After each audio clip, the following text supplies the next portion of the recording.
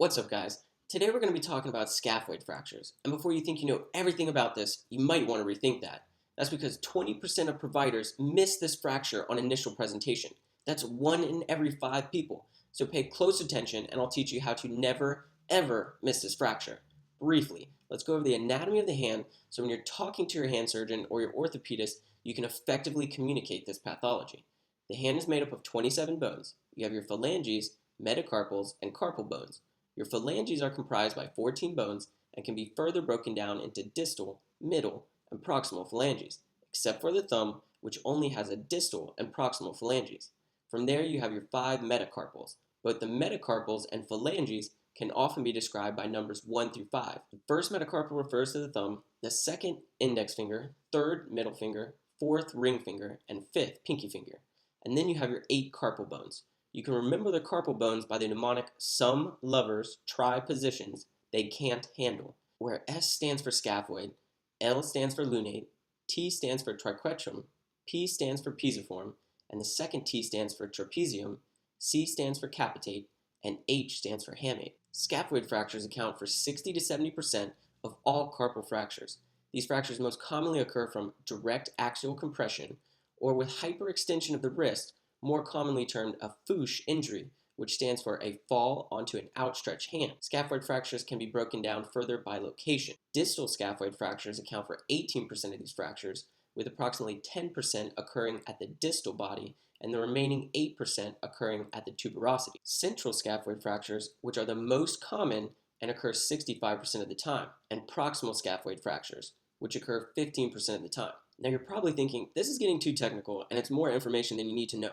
But it's important to be aware of the different locations in which fractures occur because you will soon learn later when we talk about treatment that depending on the location of the fracture, these patients are at higher risk for complications. So now that we know the mechanism of injury and the basic anatomy, let's talk about how these patients will present on physical exam.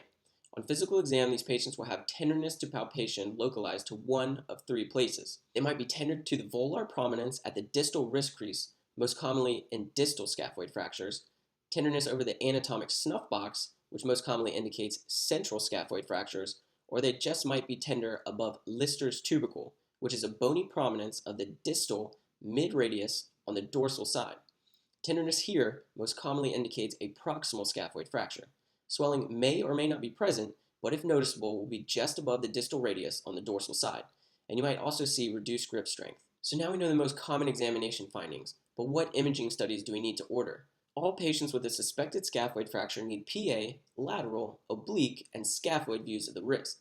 You will commonly have to remind your x-ray techs to do a good scaphoid view of the wrist, making sure they take a PA picture of the wrist in ulnar deviation, which really helps to isolate the scaphoid from any overlapping shadows. So once we'd identified the scaphoid fracture on plain films, or lack of, how do we treat these patients? Well, immediate surgical referral is needed for any fracture associated with neurovascular compromise. An urgent referral to a hand surgeon or orthopedic surgeon are needed within 3 to 5 days for fractures to the most proximal pole of the scaphoid, displaced fractures more than 1 millimeter, non-displaced fractures to the central portion when early return to work or sports is required and the patient willing to undergo surgery, delayed presentation of a fracture greater than 3 weeks, fractures associated with scaphoid lunate ligament rupture, and carpal instability. So in the patient who is neurovascularly intact, you are going to want to splint these patients in a thumb spica and refer them to orthopedics. Make sure you give them good compartment syndrome education after you place the splint and document in your chart that you've done so. Make sure you are managing their pain properly with either NSAIDs or opioids, depending on the patient's pain tolerance. However, keep in mind there are some studies out there that suggest NSAIDs impair wound healing in scaphoid fractures. But what do you do in the patient who has snuff box tenderness on exam, mild swelling, but no overt evidence of a scaphoid fracture on plain films? Well, in these patients, you need to treat them as if they have a scaphoid fracture as well and place them in a thumb spica splint and have them follow up with orthopedics. This is because studies show that the initial x-rays miss these fractures up to 20% of the time. These patients will need repeat imaging of the wrist in 7 to 10 days to make sure there's no occult fracture that was missed on initial presentation. Other repeat imaging studies your orthopedist will consider ordering might include an MRI, a CT, or bone scan. So let's go into more detail as to why repeated imaging is so important. Well, if you remember earlier when talking about the basic anatomy of wrist fractures, which can be broken down into distal, central, and proximal fractures, Now you're going to want to pay close attention to the location of the fracture, because the more proximal the scaphoid fracture, the higher rates of non-union will occur. Non-union can be defined by incomplete healing of a fracture where the cortices of the separated bone fragments do not reconnect. More proximal scaphoid fractures are at an increased risk of non-unions because arterial blood flow from the palmar carpal artery enters the scaphoid distally and then it proceeds to the proximal region. So since blood supply is limited, if you have a fracture to the central or proximal portions of the scaphoid, blood supply to these regions can be cut off completely. If this fracture is not adequately diagnosed and the bone is left without a blood supply, it will result in avascular necrosis or death of the bone. This is important because it can lead to chronic pain and decreased function and the risk for the rest of these patients' life.